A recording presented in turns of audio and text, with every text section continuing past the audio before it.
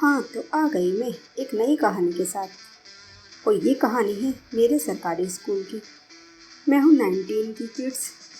और उस टाइम गांव में एक ही स्कूल था, वो भी सरकारी। इस सरकारी स्कूल में 300 बच्चों को संभालने के लिए 2 ही टीचर थे। अब आप समझ सकते हैं कि स्कूल में पढ़ाई कितनी होती होगी। हम लोग भी पढ़ने नहीं, अपने माँ बापों के कामों से बचने के लिए स्कूल जाते थे।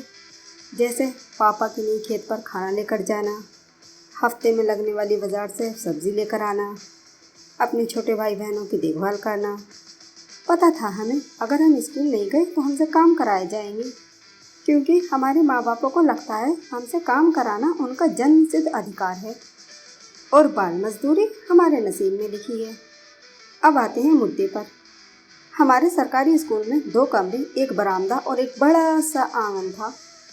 एक कमरे में हमेशा लॉक लगा रहता था और हम बच्चों को सिर्फ डराया जाता था कि इसमें भूत है। हम इस बात को मानते और उस कमरे से दूर रहते थे। अब मज़े की बात यह है कि एक दिन उस कमरे में चोरी हो गई। चोरों ने पीछे से कूमन लगाकर सारा कमरा साफ कर दिया, साथ में उस डरावनी भूत को भी अपने साथ ले गए। इस घटना से बच्चों का डर खत्म हो गया और इसके साथ साथ बच्चों के स्कूल से बाहर जाने का रास्ता भी बन गया। बच्चों की बल्ले ही बल्ले हो गई। हम 19 के बच्चों में शक्तिमान इतना फेमस था कि शक्तिमान को देखने के लिए कुछ भी कर सकते थे। शक्तिमान सैटरडे संडे 2 दिन आता था, तो हम बच्चों के लिए वो चोरी एक वरदान बन गई और टीचर के लिए एक अभिशाप। हम लोग उस चोरी को अल्लाह का एक तोहफा समझते। अब जब भी शक्तिमान आने का टाइम होता, हम सब के सब उस हॉल से फरार हो जाते और अपने एक चाचा के घर पहुंचकर शक्तिमान देखते। किसी महान पुरुष ने कहा है, कोई भी बात ज़्यादा दिनों तक छुप नहीं सकती। कौन था ये महान पुरुष? किसी को मिल जाए तो मेरी तरफ से भी 2-3 लगा देना। तो एक दिन हमारी इस हरकत का टीचर को पता लग गया।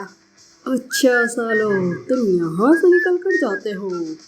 ओके ओके ओके, करता हूँ तुम्हारा इंतज़ाम। फिर क्या था, ये बात बिजली की तरह हमारे घर वालों के पास पहुँच गई। अच्छा मास्टर जी, अच्छा, ठीक है, अच्छा किया आपने हमें बता दिया। अच्छा, ठीक है। हाँ, ठीक है मास्टर जी। ये बात हमारे घर वालों को पता चलते ही हम सबके ऊपर इतने डंडे बरसे कि हम हिल भी नहीं पाए। गली के कुत्तों की तरह धोया हमारे माँ बाप ने हमें। इसके बाद उस चोरी वाली जगह को 2 दिन में ही बंद कर दिया गया। तो ये थी उस कमरे की कहानी जिसमें भूत रहता था। आई होप आप लोगों को पसंद आई होगी। प्लीज़ चैनल को सब्सक्राइब करें और वीडियो को लाइक करें। Thank you for watching.